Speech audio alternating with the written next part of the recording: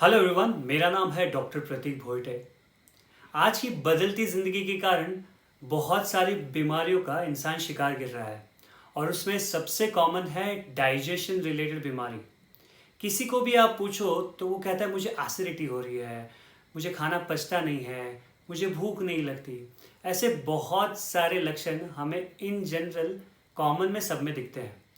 तो basically digestion का जब विचार करते हैं तो लीवर इस अवयव का जिक्र सबसे पहले आता है। तो इस वीडियो श्रृंखला में हम लीवर और उसके रिलेटेड जो बीमारियां हैं और उनसे हम कैसे बचें, इन विषयों पर चर्चा करेंगे। तो सबसे पहले ये जानना ज़रूरी है कि लीवर क्या होता है, उसके कार्य क्या है, वो कहाँ स्थित होता है और वो कैसे हमारे लिए इम्पोर्टेंट है। तो बेसिकली लीवर ये आपके राइट लंग के नीचे रिब्स के पीछे होता है। ये ट्रायंगुलर काइंड ऑफ अवयव है इन 3D वे, और इसका इतना महत्व है कि अगर ये शरीर से बाहर निकल जाए तो इंसान जी नहीं सकता। So it is one of the most important organs of the body. So इसके कार्य का जब हम विचार करते हैं तो तीन प्रमुख कार्य इसके होते हैं। पहला है प्रोटेक्शन या संरक्षण करना बॉडी का। सेकेंड कार्य है सिंथेसिस या स्त्राव उत्पन्न करना। तीसरा कार्य है स्टोरेज या संग्रहण करना। तो हम इन तीनों के बारे में विस्तार से चर्चा करेंगे। तो सबसे पहला जो है प्रोटेक्शन या संरक्षण करना, जिसे हम डिटॉक्सिफिकेशन भी कह सकते हैं।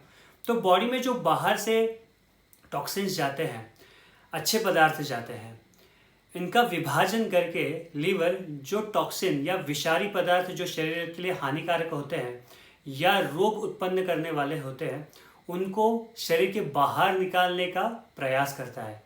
इस प्रकार वो शरीर को डिटॉक्सिफाई, मतलब टॉक्सिन से रहित या विष क्रिएट जिससे होता है उनसे रहित बनाता है, और यूरिन और आपके एक्सक्रीटा द्वारा ये शरीर से बाहर फेंका जाता है।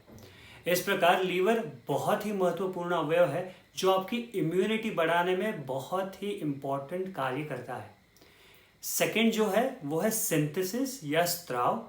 तो बेसिकली लीवर के बहुत सारे स्त्राव होते हैं, जैसे कि बाइल पिगमेंट, जो आपके फैट एक कॉम्प्लेक्स मॉलिक्यूल होता है जो पचन करने में बहुत ही हैवी होता है। तो उसको ब्रेक डाउन करके वो शरीर के फॉर्म में, मतलब बायोलॉजिकल फॉर्म में एब्जॉर्व करने के लिए लीवर उसको ब्रेक डाउन करता है।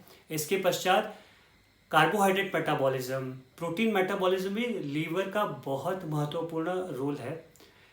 जो अपना ब्लड थिनिंग रहता है, मतलब आपका जो रक्त है उसको पतला रखने का कार्य ये लीवर का होता है, जिसमें प्रोथ्रोम्बिन और फाइब्रिनोजन ये घटक और क्लॉटिंग फैक्टर्स ये लीवर उत्पन्न करता है। तीसरा जो कार्य है इसमें वो है स्टोरेज। तो लीवर का बहुत ही महत्वपूर्ण कार्य ये संग्रहण भी है। इसके अंदर जो माइक्रो न्यूट्रिएंट्स है, जैसे कि विटामिन ए, डी, ई, के, विटामिन B12, ये आपके लीवर में संग्रहित होता है। इसके पश्चात आयरन ये फेरिक फॉर्म में लीवर में संग्रहित होता है, जो कि रक्त का, ब्लड का one of the important constituents है।